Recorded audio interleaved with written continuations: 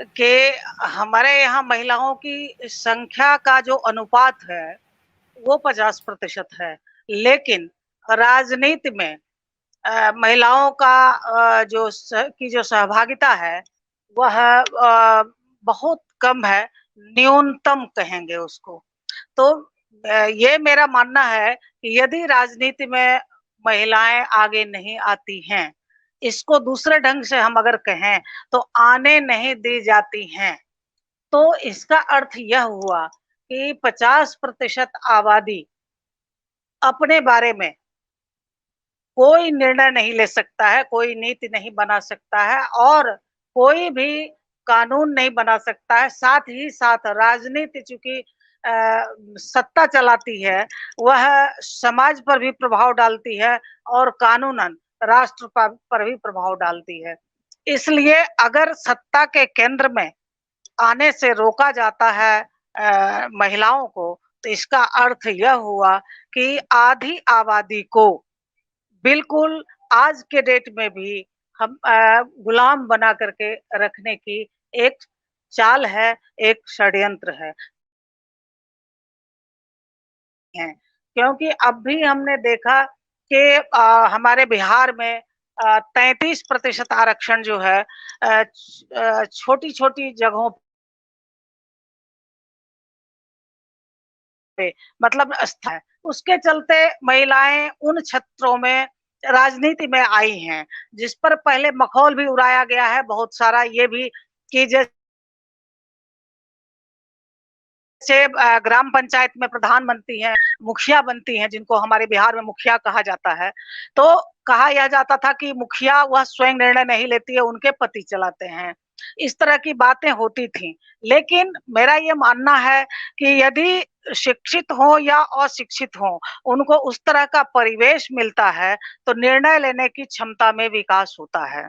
और वैसे शिक्षा को किसी भी तरीके से किसी भी पहलू से नकारा नहीं जा सकता है। लेकिन शिक्षा प्राप्ति के लिए भी साधन तो हमें ही जुटाना पड़ेगा। हमें से मतलब है कि जो शासन की बागडोर सँभालते हैं, जो समाज की व्यवस्था सँभालते हैं, जो पंचायत स्तर से केंद्र स्तर तक के सत्ता में धुरी का काम करते हैं, उन लोगों को शिक्षा के लिए भी सारे इंतज़ामात करने हैं या उनकी ज़िम्मेवारी बनती है।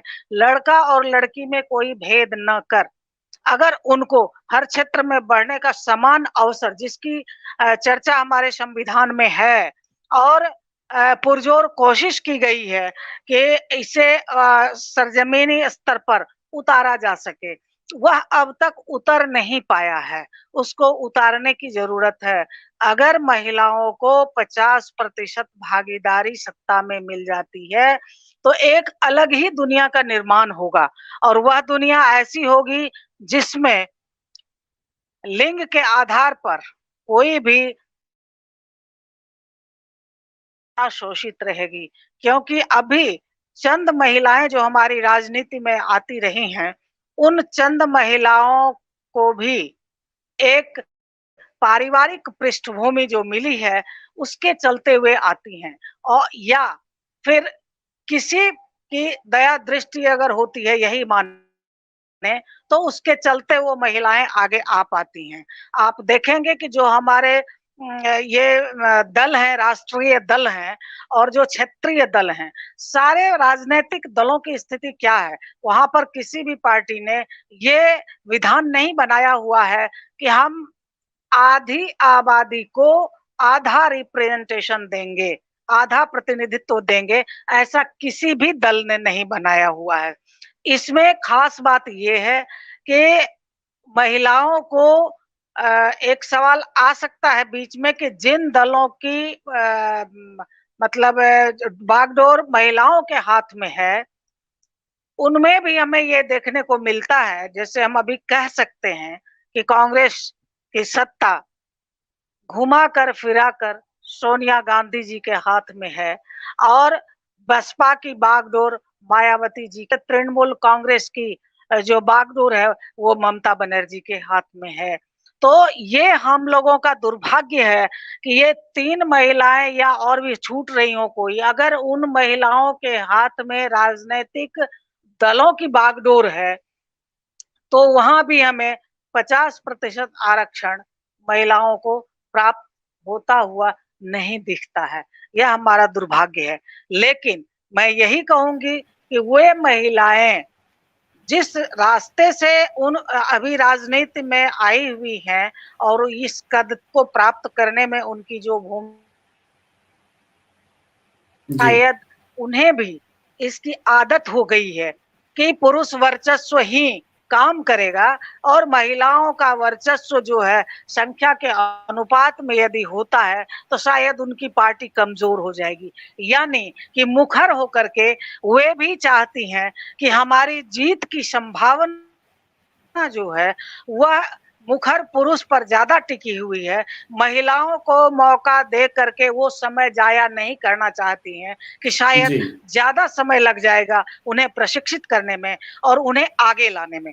लेकिन हमें लगता है कि यदि हमारी दुनिया को बदलना है, यदि हमारे दृष्टिकोण को बदलना है और यदि एक संपूर्ण परफेक्ट जिसको हम कहें उस तरह की शासन व्यवस्था चलानी है तो 50% आरक्षण महिलाओं को दिया जाना बिल्कुल आवश्यक है। जिसे मैं कहूंगी कि हमारे महात्मा बुद्ध ने भी प्रारंभ में महसूस नहीं किया था कि महिलाओं की क्या भूमिका हो सकती है, लेकिन बाद को उन्होंने इसको महसूस किया और तब उन्होंने अपने संघ में महिलाओं को आने जी की अनुमति दी थी। तो इस प्रकार ये अनुभव कहता है कि बिना महिलाओं की भागीदारी के ना तो हमारा समाज सुव्यवस्थित तरीके से चल सकता है और ना ही हमारे राष्ट्र चल सकते हैं। महिलाओं को सत्ता में भागीदारी चाहिए, लेकिन अभी तक तो यह अधर में ही लटका हुआ है। जो जी 33% की बात है जी मैम, वह भी समय की पूरी कमी नहीं है। हो पाई है। जी जी जी जी। अच्छा जी कंक्लूड कीजिए, कंक्लूड कीजिए।